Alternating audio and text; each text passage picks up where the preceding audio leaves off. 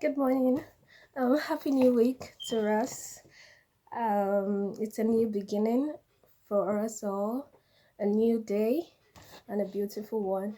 So last week we started our book for February, "Love Me Anyway" by Gerard C. Wilson, and last week we had chapter 1 and 2, and we learned that God is love, that love is the greatest, and um, loving someone who doesn't love us is how we know that our love is true. So we should love anyway. So this week, we're going to make a quick summary on chapter 3 and chapter 4. Chapter 3, make you feel my love. Chapter 4, love is a battlefield. So, few points I'm going to bring out is the first one is from First Corinthians 13. Love is patience, and how we know that love is patient is if because most of the time we love ourselves so much, so we want other people to be like us. We want that's how we think we love. We want other people to be like us, so we are so like, you have to do this, you have to do that. We have that much expectations from people, and that's not your love being patient. Your love has to be patient when you even love the person, even if the person can be like you, even when those expectations are not being met. um Also, we must daily forgive ourselves.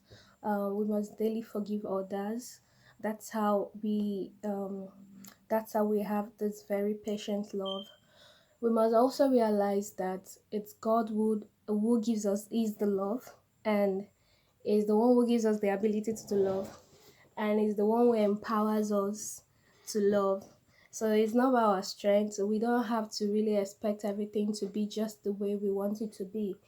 Um, Also, it's not only people who engage in like adultery, drunkenness, fornications that are worldly, or every other thing we might think of.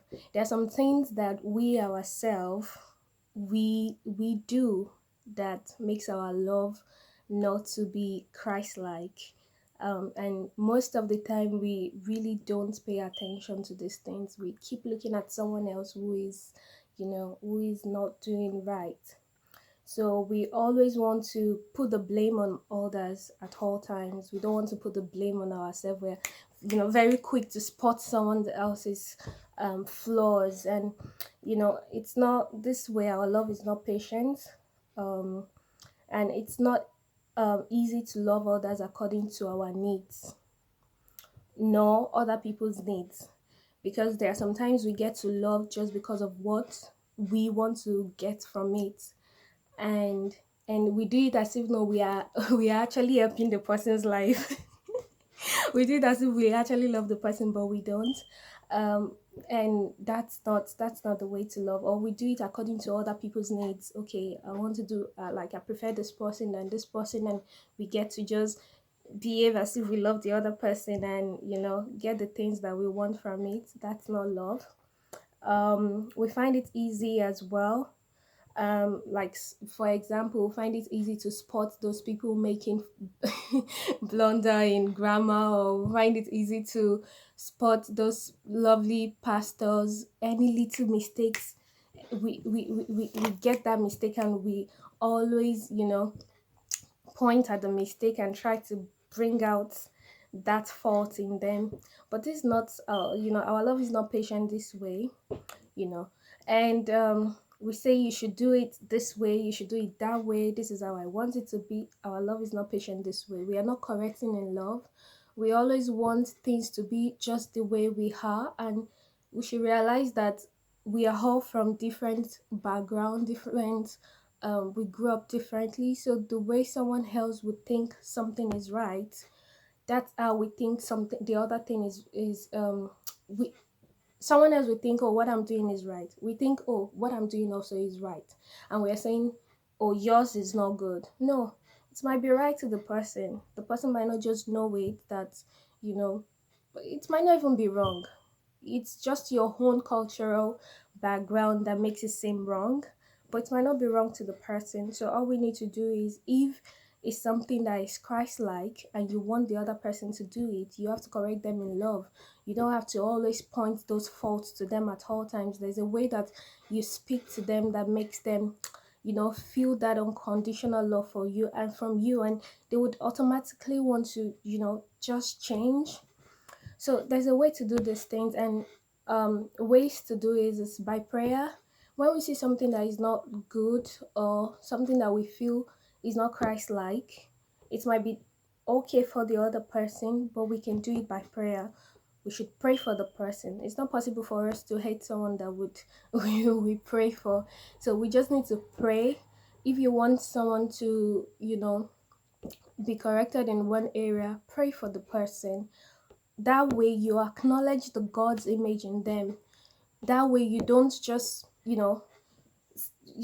fault them for everything. That way you're just going to adore God in them, the God they carry. As we heard last week, we all have the DNA of God in us. Even unbelievers, we all have it. So you just have to appreciate God in each person, everyone that you meet. Also, our love will be so kind if we are intentional and merciful. The questions to us is, do we intentionally repeat over and over the fault of people? Do we always look for fault at all times? Our love is not kind this way. God's love for us is so kind that He didn't mind whatever we have done, but still came to save us. So we need to be intentional and merciful. Also, love is not envious. And envy is not loving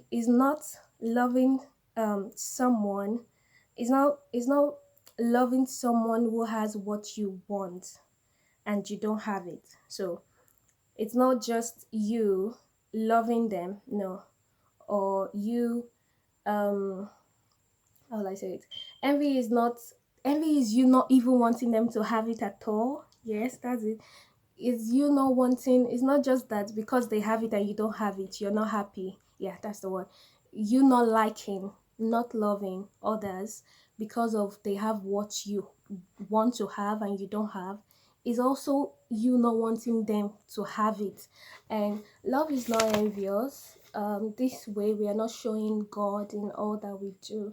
So we shouldn't also compare ourselves with others. As Pastor always says, we shouldn't compare ourselves with other people. Always remember that you have so much. Remember God's faithfulness at all times, and know that there is much to be thankful of. You have so much to be thankful of. You don't need to compare yourself with anyone. And when Christ is our treasure, thankfulness for his incalculable riches, it gives every envy no purchase in our soul. So when we always look at those sweet and beautiful things God has done for us, even dying for us alone, envy wouldn't be allowed in our soul. So we must be intentional to seek Christ with all our heart, to love others unconditionally, despite whatever they have done to us, and make wars with our flesh. At all times, we must make wars, because if we are not making war with our flesh, there's no how we are not able to do it. We must make war with our flesh and let the Spirit of God in us always win. So that's the review for this week. Thank you. Have a nice week. God bless you. Family, bye.